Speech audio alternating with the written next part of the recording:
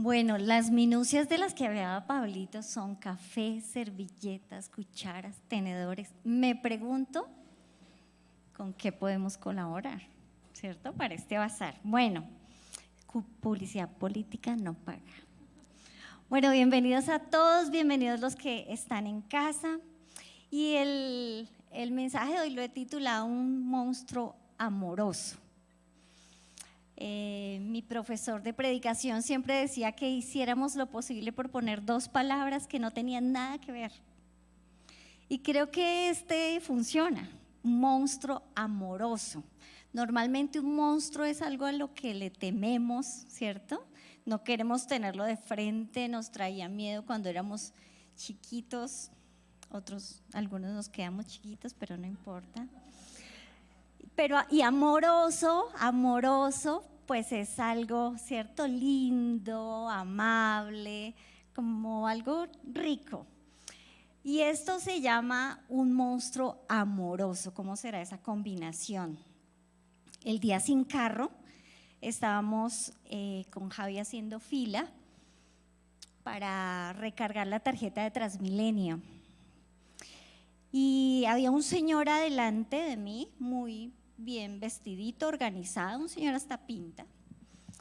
Entonces, y al lado había un chico vestido humildemente, pero tenía una postura muy respetuosa.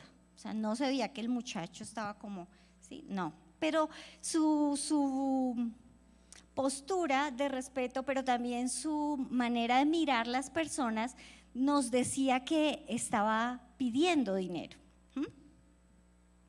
Al lado había otra señora y entonces el muchacho le dice a la señora que si le puede colaborar con algo.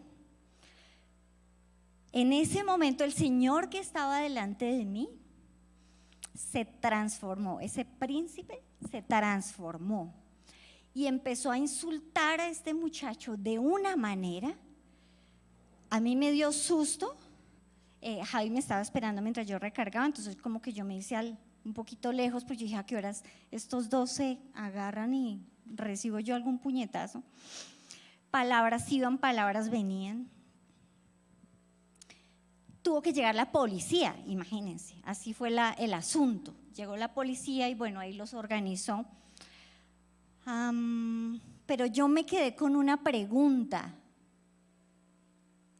Y me quedé pensando en esto, este hombre que no vestía tan bien, ¿cierto? Tenía una postura más respetuosa, pero este hombre que lucía muy bien, ¿qué tenía en el corazón, ¿no? ¿Qué había adentro? Me pregunté.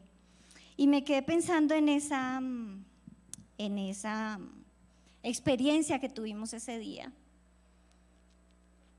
Y ayer veníamos de La Calera, después de celebrar el Día de la Familia. Fue un momento bonito, veníamos contentos, yo no había tenido lío de nada, supuestamente estaba tranquila. Empezó a llover, Javi tenía la ventanilla abajo, él iba conduciendo y pasó un taxi a 1000. Y adivinen qué pasó, exactamente. Nos pegó una lavada impresionante, yo pegué un grito porque me asusté, Javi lo lavó completamente y mi reacción fue mandarme inmediatamente al pito y me pegué a ese pito y le dije, mucho animal, como nos había mojado así. Inmediatamente recordé la reacción del señor del día sin carro. Yo dije, oh, hijuelita, algo está pasando aquí adentro, ¿no? ¿Por qué si nosotros decimos que amamos a Jesús, que hacemos todo lo posible por amar a los demás, si entendemos la salvación, todo este rollo, ¿por qué seguimos reaccionando así? ¿Por qué yo reaccioné así? Cuando hice la conexión después, a los segundos, ustedes saben que el pensamiento va a 1000, a los segundos pues me eché a reír, no había nada más que hacer. Yo había hecho un juicio sobre este hombre que había sacado todo su odio, su furia, contra el joven, y ahí estaba yo diciéndole animal a un taxista que acababa de pasar y nos había lavado.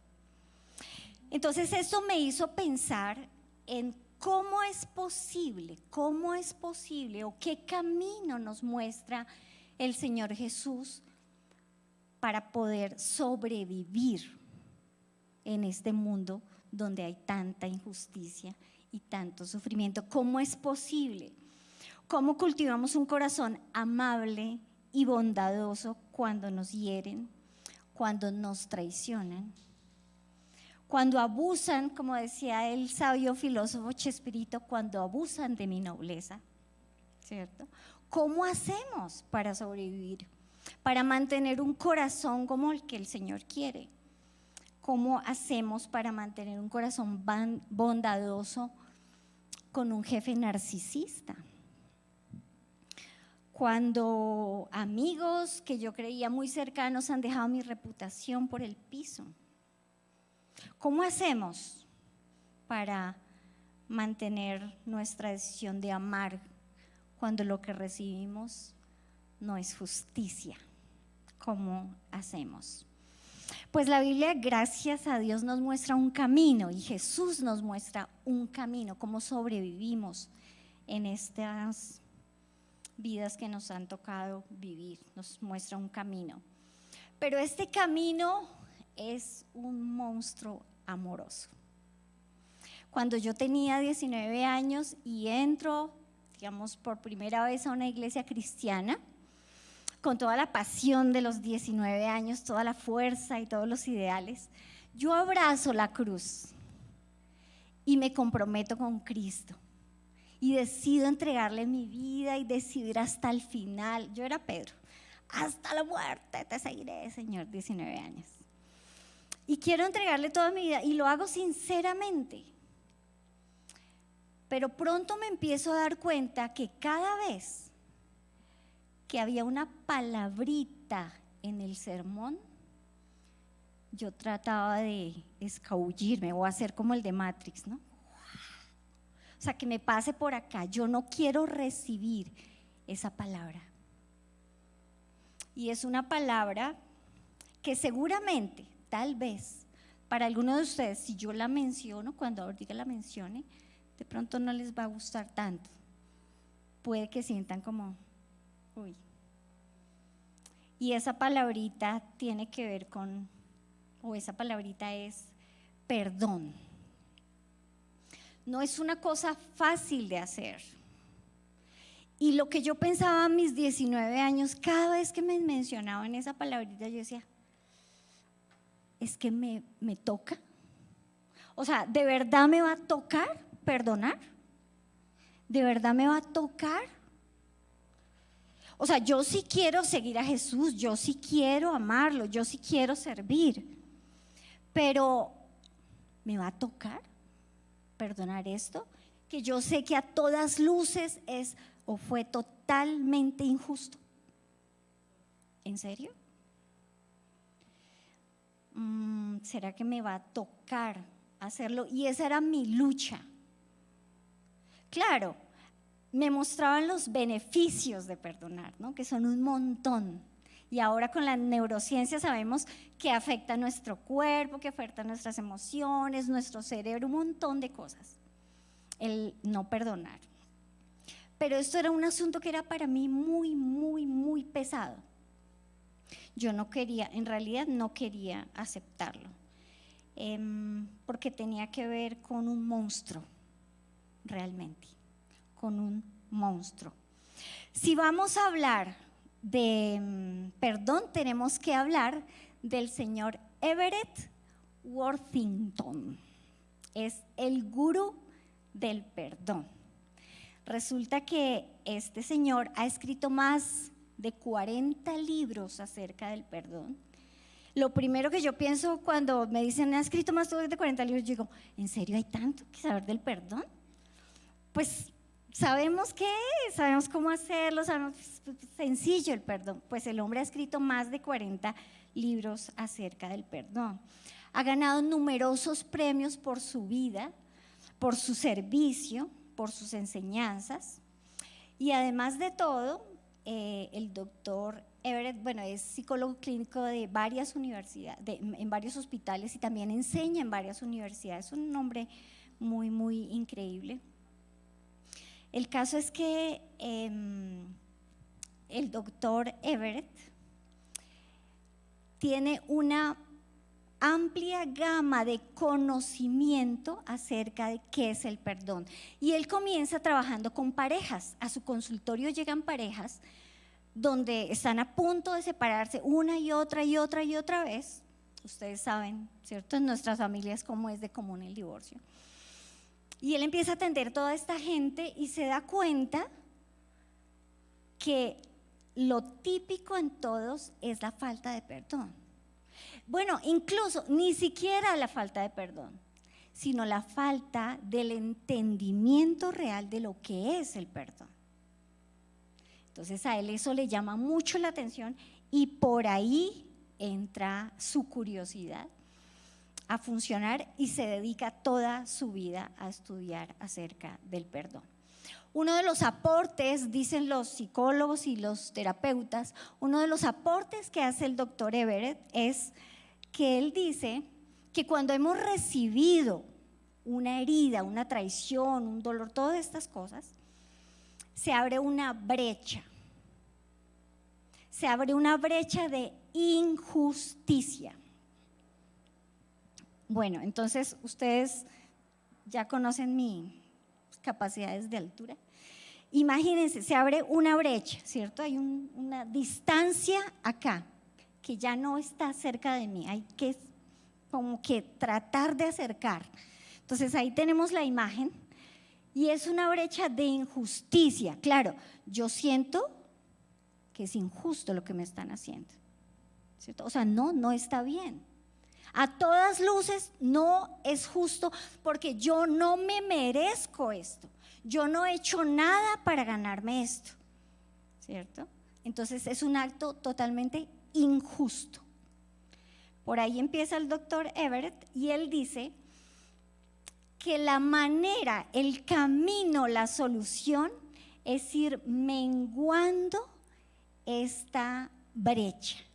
Y también avanza y dice que somos capaces, que nosotros podemos ir acortando, ir haciendo más chiquita esa brecha para poder llegar al perdón. Y da muchos consejos acerca de esto. Pero de las cosas que más me ha liberado a mí es esta idea. No tienes que perdonar, no tienes que perdonar. Y entonces yo ya les estoy viendo el ceño fruncido, ¿no? ¿Cómo así? Si es que el perdón es central en nuestra fe, ¿cierto? Es primordial en la fe y desde chiquiticos nos han venido enseñando, es que usted tiene que perdonar. Y los niños en el jardín cuando pelean, tienes que pedirle perdón, corre y pídele perdón, ¿cierto? Somos demasiado rápidos en el perdón. Y justamente en esta idea es que el doctor Everett va a basar todo su trabajo.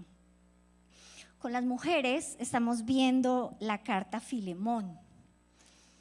Es una carta chiquitiquitica, 40 y tantos versículos. Y es una carta maravillosa de una historia de perdón. Entonces, vamos a imaginarnos que esta es la comunidad de Colosas. Vamos a imaginarnos. Y resulta que en Colosas hay un líder muy importante, ¿cierto? Y este líder es un hombre con capacidades, con dinero, pero de un corazón precioso. Este hombre es precioso, toda la comunidad lo ama. Y resulta que uno de sus esclavos huye de casa. Pero eso era gravísimo, gravísimo, gravísimo. Porque los esclavos, ustedes saben, en esa cultura eran entendidos como parte de la casa. O sea, era una traición, porque además, si un siervo, un esclavo salía de la casa, todo el mundo empezaba a rumorar. Oiga, ¿y qué fue lo que le hizo que se le escapó? uno no sabe lo que pasa ahí en esa casa, la verdad. Él viene y sonríe acá, pero quién sabe qué le haría al pobre. Y empieza, y el buen nombre de este líder estaba disminuyendo, tenía esa posibilidad que su fama cayera al piso. Pero parece por la carta que además este siervo, este esclavo le robó, parece que se le llevó unas cosas. Entonces fíjense, tenemos, este líder se llamaba Filemón y el esclavo, el que huye, se llama Onésimo. Entonces Pablo, por las cosas de Dios, termina en la cárcel y conoce a Onésimo, o sea, el esclavo que venía huyendo. ¿Quién sabe qué haría? Y lo cogieron también seguramente, ¿no? Uno no sabe, la carta no nos dice, no quiero meter en líos a Onésimo, pero parece que terminó en relación con Pablo. Pablo le habla de Cristo y él se convierte. O sea, él dice, no. O sea, lo que yo he hecho es meter la pata toda la vida, no más. Entonces entrega su vida a Cristo y empieza una nueva vida para Onésimo. Esta vida estaba llena del perdón y amor de Pablo. Pablo lo coge como un hijito, este que huía y malandro y demás. Pablo lo coge como a un hijito. Le enseña la fe, le enseña quién es Cristo, etcétera, etcétera. Pero Pablo sabe que Onésimo tiene que volver a poner la cara. Y entonces ahí es que escribe la carta. Y ahí tenemos esa belleza de epístola. Entonces escribe la carta pidiéndole a Filemón que por favor vuelva a recibir a Onésimo. Quiero decir, esta carta es una carta de perdón. Es una carta de perdón. Y algo muy interesante, porque es una carta de perdón de una comunidad. La comunidad de Filemón, o sea, es decir, de este líder, él tenía en su casa la iglesia. Es decir, que todo el mundo se enteró del asunto. Y entonces, claro, habían unos que estaban seguramente a favor de Filemón, otros a favor de Onésimo, y habían tensiones. La iglesia estaba sufriendo por ese lío, estaban sufriendo. Entonces Pablo escribe la carta y pide a Filemón que reciba a Onésimo. Bien, hasta ahí vamos bien. Muy larga la historia, perdón, pero ahí vamos. Bien, entonces Filemón, verso 8 al 14, dice así. Por eso, aunque en nombre de Cristo tengo el derecho a ordenarte lo que debes hacer, prefiero rogártelo en nombre del amor. Yo, Pablo, ya anciano y preso por causa de Jesús, de Cristo Jesús, te pido un favor para mi hijo Onésimo, de quien he llegado a ser padre según la fe aquí en la cárcel. En otro tiempo Onésimo fue para ti un esclavo inútil, pero ahora nos es útil tanto a ti como a mí. Te lo envío de nuevo, la segunda oportunidad. Es el hijo de mis entrañas. Yo hubiera querido que se quedara conmigo para que me sirviera en tu lugar mientras estoy preso por causa del evangelio. Pero no quiero hacer nada que tú antes no hayas aprobado, para que el favor que me haces no sea por obligación, sino por tu propia voluntad. ¡Ah! ¡Qué maravilla! ¡Qué maravilla que una carta del amor nos ponga la voluntad como eje! Porque no tenemos que perdonar. Perdonar no es una meta. Perdonar no es algo que yo ya tengo que hacer para ponerme a ya paces con Dios y con la persona. Y ese es un error que cometemos.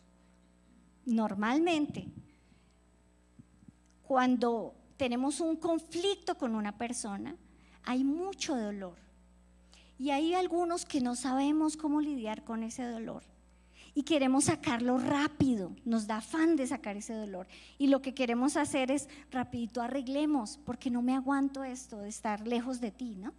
Y entonces pasamos rapidito por el perdón y ya, se acabó el asunto. No, tranquilo. El Señor no anda de afanes con nosotros. Nunca llega tarde y no tiene afán. En esta carta, una de las joyas que brilla es justamente la posibilidad que Pablo le da a Filemón de pensar el asunto. Es tu decisión. Y fíjense que es fuerte, parece que Pablo pues era, ¿cierto?, una autoridad para Filemón en cuestiones de fe. Imagínate a alguien que es muy importante para ti, que es una autoridad, y te esté diciendo, mira, yo podría, en nombre de Cristo, con la autoridad que el Señor me ha dado, decirte, tienes que hacer esto. Pero yo no quiero hacer eso. Conozco otro camino, que es el amor por ti, y eso incluye la libertad. Da ese espacio. Y díganme si Pablo no conocía de esto de las iras y los rencores. En Hechos nos dice, mientras respiraba ira por los cristianos, ¿se acuerdan? Antes de conocer a Cristo, respiraba ira y venganzas de muerte. Imagínense eso, me parece un versículo tremendo. Yo no sé si ustedes han respirado ira y venganzas y ganas de muerte sobre alguien, no sé. Pablo lo hizo. Pero aquí encontramos un Pablo lleno de ternura, paciencia y amor para Filemón y para Onésimo. El perdón solo se cultiva y crece y florece en libertad. Y creo que eso hace parte del Evangelio. Por muchos años, creo que como iglesia hemos trabajado en el tienes que y tienes que. Pero el Señor nos está ayudando a corregirnos. El doctor Everett desarrolló un método llamado Research por los nombres de cada paso en inglés. Son 5 pasos que han sido comprobados en cientos de estudios. Es increíble todo lo que este hombre ha hecho, con resultados magníficos en cuanto al perdón, reconciliación de matrimonios, de sociedades. Él estuvo trabajando en Sudáfrica. Cada vez que hay masacres a él lo llaman para que venga a auxiliar a la gente, porque el odio, el resentimiento y las heridas son demasiado para cargarlas nosotros solos. Son demasiado grandes. Entonces, él está en ese trabajo con estas comunidades, como les digo, ha hecho un trabajo increíble. Y lo primero, el primer paso, yo les voy a compartir solo 2 pasos. Quiero que queden como con ganitas y busquen la página que les vamos a enviar por WhatsApp para que puedan conocer y tener acceso a los materiales. Es totalmente gratuito. Entonces, el primer paso es recordar. Seguramente cuando yo hablé de perdón y las heridas, tal vez el Señor vino a traer a tu memoria alguna herida, algún dolor. El corazón es tan frágil, nuestro corazón, nuestra alma, nuestro mundo interior es tan frágil que con algo sencillito ya se duele. No sé si les ha pasado, pero a mí me han hecho reclamos porque no saludé, ¿cierto? Como, ay, pero no me saludaste. Porque nuestro corazón es así, es muy, muy frágil. Entonces, en esta fragilidad y en esta sensibilidad que todos tenemos, lo que buscamos es que eso no duela tanto. Y entonces tenemos muchas maneras de responder, ¿cierto? Muchas maneras. Pero la manera que nos provee la Biblia y que está de acuerdo con el doctor Everett, que a propósito es creyente, es justamente recordar. Ese recordar tiene que ver con encarar. Y ahí es donde yo huía de la iglesia. Me escabullía para que no me hablaran de perdón. Tiene que ver con no enmascarar esto que nos duele, sino mirarlo directamente a los ojos. Y eso no es fácil. Eso duele. Y justamente de ahí sale el título de nuestro mensaje hoy. Porque es como un monstruo. Imagínense un sótano donde está completamente oscuro, pero sabemos que ahí hay cosas que trabajar.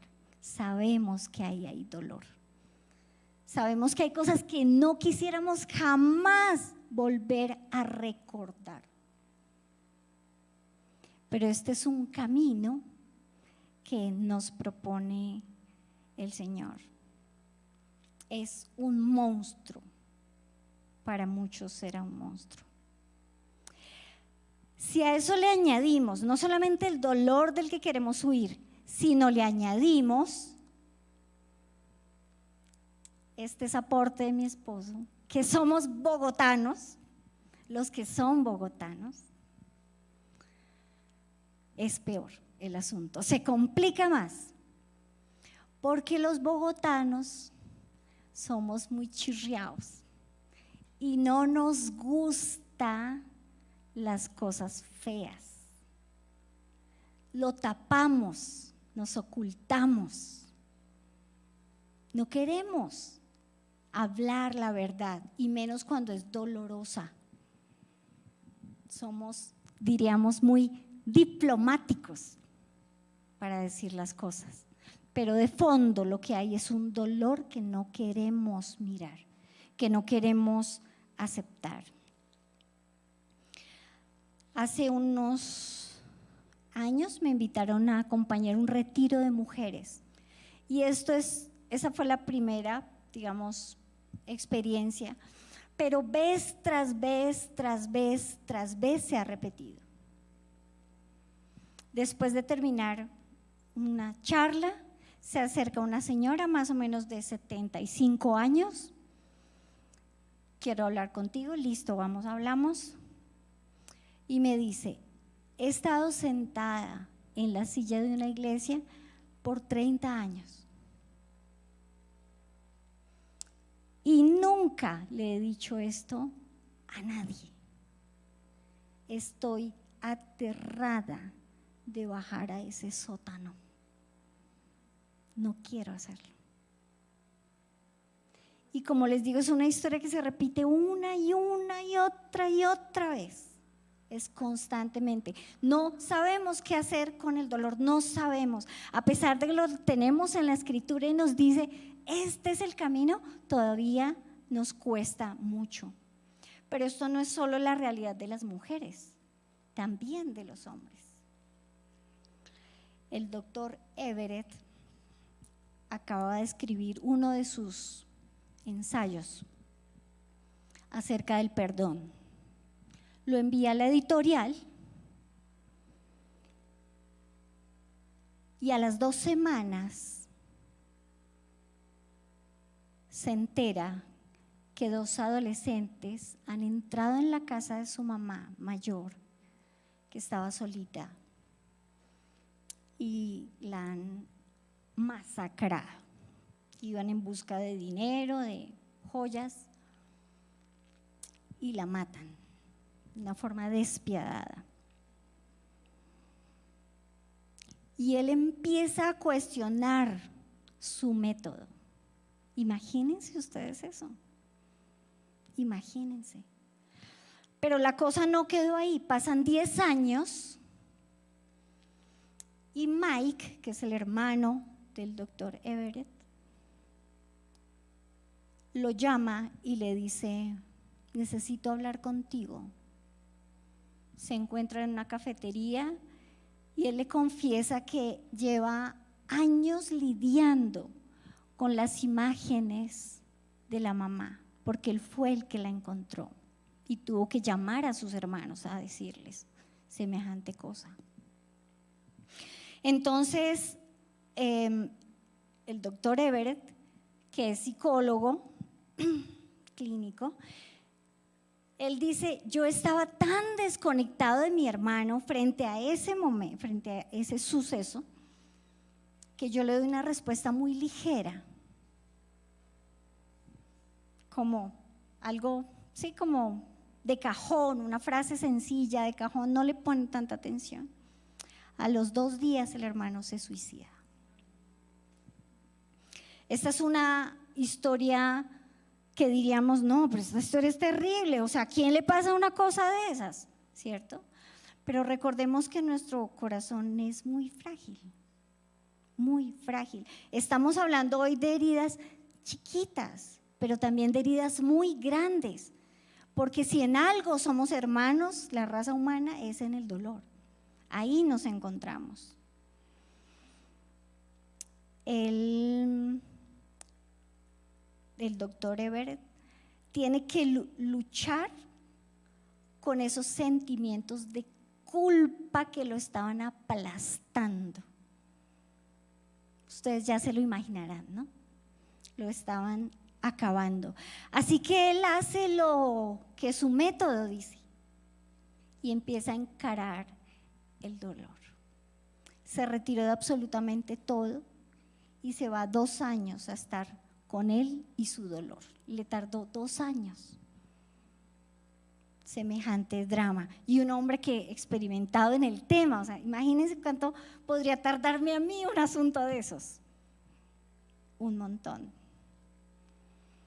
Lo interesante, y es algo que él aconseja mucho y está constantemente hablando de eso, es que cuando nosotros vamos bajando las escaleras de ese sótano, nunca estamos solos, nunca. Y eso es un regalo maravilloso que nosotros tenemos como hijos de Dios. Es maravilloso. Tengo 3 textos que quiero compartir con ustedes. Salmo 34, 17 al 18. Los justos claman y el Señor los oye, los libra de todas sus angustias. El Señor está cerca de los quebrantados de corazón y salva a los de espíritu abatido. Él está cerquita. Él no te va a dejar cuando bajes por esos escalones. Deuteronomio 31:8. El Señor mismo marchará delante de ti y estará contigo. Nunca te dejará ni te abandonará. Nunca. No temas ni desmayes. Y otro precioso de Apocalipsis 7, 16 al 17. Ya no sufrirán ni hambre ni sed. No los abatirá el sol ni ningún calor abrasador, porque el Cordero que está en el trono los pastoreará y los guiará a fuentes de agua viva. Y Dios les enjugará toda lágrima de sus ojos. Ah, qué precioso. No nos dice que no vamos a llorar. Nos va a decir que Él va a secar nuestras lágrimas. Quiere decir que está al lado, muy cerca, y nunca nos va a dejar. Nunca. Yo he tenido que bajar varias veces ese sótano. Por eso les digo, desde los 19 años empecé a temerle a esta palabra. Pero el buen pastor está al lado. Ni siquiera les voy a decir que Él te toma de la mano y te baja. No, Él está solo sentado al lado llorando contigo y listo para cuando tú decidas ponerte en pie y decir: voy a cortar con esto que no me deja ser libre. Justamente yo creo, estoy convencida que por eso Pablo escribe esa carta, porque él amaba tanto a Onésimo.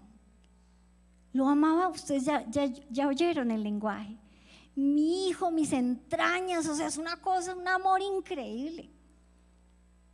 Y él no quería que Onésimo siguiera así. No quería. Porque sabía que tendría que ir cargando ese bulto toda la vida. De vergüenza, de tristeza, estarse escondiendo cada vez que veía a algún soldado, alguna cosa. No, esa no es la vida que Dios quiere para nosotros. Tampoco Pablo quería esa vida para Filemón, tampoco. La vida de la vergüenza pública, ese dolor, como esa traición de que le di todo, pero mire lo que me hizo, siendo completamente injusto. Qué dolor cargaba Filemón también. Por eso justamente Pablo escribe esta carta. Ese dolor tenemos que encararlo, pero sabemos que no estamos solos, ¿cierto? Si es muy grande, si sientes que te va a desbordar, pide ayuda. Un buen amigo que sepa escuchar, que tenga paciencia para todos tus procesos, va a ser un regalo de Dios. Yo tuve, no una, varias amigas que me acompañaron, especialmente una, que yo estaba, imagínense un chino necio que no quiere bajar, yo estaba agarrada de la escalera, no quería bajar. Y ella fue muy paciente conmigo, muy paciente. Y estuvo ahí. Cuando estuve lista, me cogí de su mano y bajamos al sótano. El segundo paso que nos da el doctor Everett, que también lo encontramos en la epístola de Filemón, es la empatía. Una cosa complicadísima, pero hace parte de este camino que nos ofrece el Señor. La empatía es la capacidad que tiene una persona de comprender las emociones y los sentimientos de los demás, basada en el reconocimiento del otro como similar, como un individuo similar con mente propia. ¿Esto qué quiere decir? Y esto es muy duro de entender, sobre todo en dolores muy, muy, muy fuertes, en catástrofes, masacres, son cosas muy, muy difíciles, pero es el segundo paso, ¿cierto? Y solo cuando estemos listos. Y tiene que ver con que yo me descubro también pecador. Y que descubro al otro, soy capaz de verlo con compasión, al agresor. En ese momento, ¿se acuerdan la brecha? En ese momento la brecha se disminuye y es más fácil caminar a través del perdón. Para el doctor Everett, él lo escribe y es una cosa como así. Les voy a leer exactamente lo que él dice. La esencia del modelo del perdón es dar el difícil paso de intentar ver las cosas a través de los ojos del ofensor.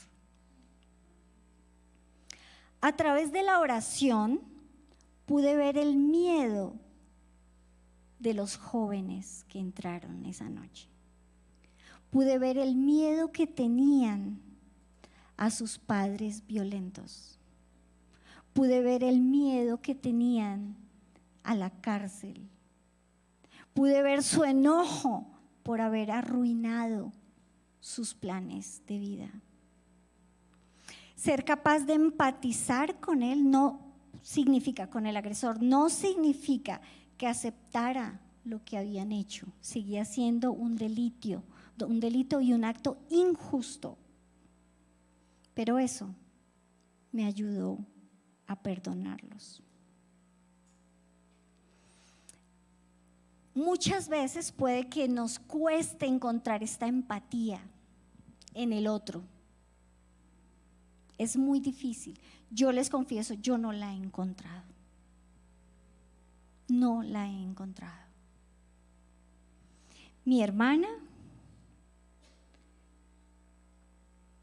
fue agredida, fue abusada. Y ella cargó ese dolor durante muchos años, muchos. Se vuelve alcohólica, fue su manera de acabar con su dolor. Finalmente ella fallece. Para mí ese hecho fue tan doloroso, yo tenía una conexión especial con ella. Pero ese hecho ha sido tan doloroso que varias veces he tenido que bajar ese sótano, varias veces. Y yo soy honesta con ustedes, yo no he encontrado empatía. Todavía no me cabe en la cabeza. Todavía no he podido ver, no he llegado al punto de decir, pobre hombre, ¿cierto? No he llegado a ese paso, voy en el primerito apenas. Pero sé que es un camino que puedo recorrer. Me ha ayudado, sí, el saber que todos estamos en el mismo barco. No sé qué crianza tuvo este hombre, no he podido hacer empatía. No sé qué pasó con su vida, no tengo ni idea. Pero lo que sí puedo reconocer es que yo también soy pecadora. Es que yo me lanzo sobre el pito a decirle a un hombre que desconozco, mucho animal, porque ese es mi corazón. Eso a mí me ha ayudado a equilibrar un poco esa brecha de injusticia y a aliviar mi corazón y a caminar por el trayecto del perdón. Hay una teoría que cada vez confirmo más, y es que casi todos acá, podríamos decir casi todos, a no ser que sean casos patológicos y casos rarísimos, pero casi todos acá buscamos el bien para otro, o por lo menos quisiéramos, ¿cierto? Pues no puedo decir, uy, estoy comprometido con la salvación del universo, no, pero sí quisiéramos que a todos les vaya bien, ¿cierto? O si no, que se levante el que diga que no, el que no quiere que a los otros les vaya bien, ¿cierto? Yo creo que casi todos acá queremos ser felices con nuestro esposo o nuestra esposa. Queremos ser felices con nuestro hijo, ¿cierto? Eso es como el común. O sea, en realidad todos tenemos una base donde podemos decir, pues sí, está bien, nos podemos querer, a no ser que alguien me haga algo. Ahí ya la cosa cambia, ¿cierto? O sea, yo los veo acá y digo, yo no he tenido rollo con ninguno. Ah, sí, yo puedo desear el bien para todos. Pero si alguno de ustedes me hubiera hecho algo a mí, o yo hubiera sentido con este corazón sensible algo, ¿cierto? Yo tendría que ir a hablarlo antes de cargar esa maleta pesada. Esa es la propuesta. Además, esta base de empatía, de bondad que todos tenemos, debemos cultivarla. ¿Qué quiero decir? Para tener empatía, nosotros podemos ir cultivando esta capacidad de ver que nosotros somos chéveres, no queremos hacernos daño. Y podemos empezar a mirar detrás de la ofensa. Detrás de esa ofensa. Entonces, me dicen algo, Ay, es que ella es tan orgullosa. No, pero es que es tan antipática. ¿No les ha pasado? Y ni siquiera la conocemos. Solo notamos como una posturita que no me gusta. Pero si voy a ver, es pura percepción mía. En realidad es una persona tímida. Los tímidos casi siempre los leemos como orgullosos. Y en realidad son tímidos. Pero así nos pasa con casi todas nuestras relaciones. Tal persona es tan terca, siempre quiere tener la razón, no le importa lo que yo pienso. Y ahí empezamos, ¿no?, a victimizarnos. Y en realidad es que tiene una necesidad de autoafirmación. No tuvo esa afirmación, ¿cierto? Papá, mamá, etcétera, no la hubo. Y lo que quiere es afirmarse. Oiga, pero qué persona tan peleona y agresiva. Casa peleas, ¿se han oído? Es que compra peleas. Y no, lo que está luchando es por su propia inseguridad. O sea, todos, en serio, todos acá tenemos una historia muy distinta y nos vamos condicionando y percibimos la vida a través de esa historia. Y eso hablando de historias. Pero ¿y qué me dicen de lo biológico?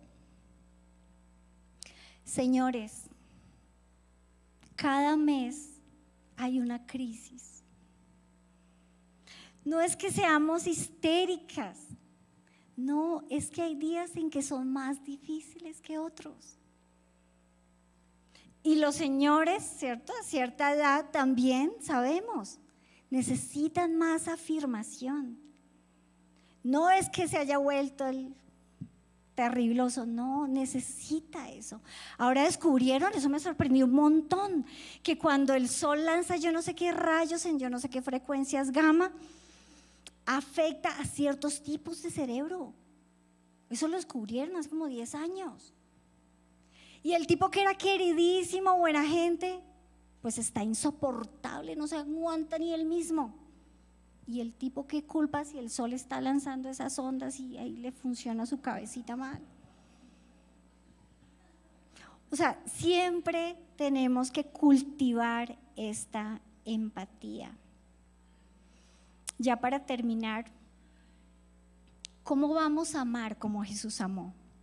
Eso es nuestro lema aquí en la Confracolina. Queremos amar como Jesús amó. No, diga, esto en serio cada vez es más difícil. En los grupos de mujeres nos damos cuenta. Decimos, listo, vamos a amar como Jesús amó. No alcanzamos a dar 2 pasos cuando ya nos encontramos con la otra. Y decimos, no, espere, esto está muy heavy, muy difícil. Muy, muy difícil amar como Jesús amó. Pero bendito sea nuestro Señor Jesucristo, que nos ha dado el ejemplo más grande de empatía. Lo podemos tener en la cruz. Injusticias, todas contra Él. En realidad, todo fue injusto con Él. Todo fue injusto con nuestro Señor. Entrega, sacrificio, su cuerpito totalmente lacerado en la cruz. Y en esa condición tan vergonzosa, porque hasta su cuerpo estaba expuesto, está siendo empático. Está buscando la manera de amarnos. Y le dice, Padre, perdónalos. ¿Y la razón cuál es? Es que ellos no saben, Señor. Es que no saben. Nos justifica. Nos justifica. Queridos hermanos, el otro es como ¿cómo se llama esto? No es un diamante, un cristal, digamos. Esto tiene otro nombre que refracta la luz, ahora se me fue. Prisma. Los otros, el que tú tienes al lado sentadito, atrás, adelante, es como un prisma. Tú no puedes decir, es este, yo lo conozco. No, es un prisma que si tú lo giras, te va a dar un montón de visos distintos, porque nuestra alma es gigante. Y el Señor es capaz de vernos. Él sabe cuando es que estamos que no aguantamos más. Pero Él no tiene lío, porque nos gira y dice, ahí está. Ahí está la bondad también. Ahí está la capacidad de perdonar. Ahí está. El Señor amó en libertad, nos perdonó en libertad, a Él nadie lo obligó. El Señor fue empático con nosotros y nos excusó hasta último momento. Y el Señor conoce nuestro corazón. Yo no quiero decirte hoy que perdones, pero sí quiero decirte que podemos acompañarte si decides ponerte en pie, cortar ese peso y caminar adelante. Estamos contigo, queremos ser esa comunidad donde bajamos a esos sótanos oscuros para que el Señor traiga luz. Permítanme orar.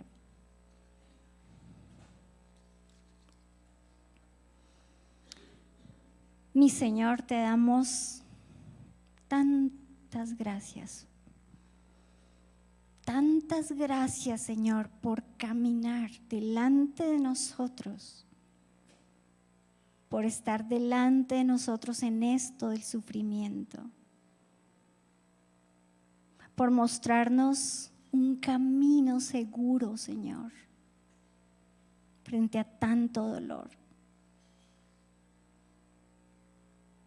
Señor, yo quiero rogarte por mis hermanos, por aquellos que tienen miedo, Señor, de bajar a sus sótanos. Señor, tú has traído libertad, amor, consuelo, paz a nuestras vidas. Señor, tú nos ayudas a encarar nuestro dolor, a recordarlo, a tenerlo enfrente. Tú nos das la fuerza, Señor, que necesitamos. Gracias, Señor. Gracias por tu bendito y merecido perdón. Gracias, Señor, porque tú nos ves a todos y puedes ver, Señor, lo profundo de nuestro corazón. Gracias, Señor, porque nunca, nunca, nunca estamos solos. Porque tú vas delante, vas detrás, vas al lado. Gracias, Señor.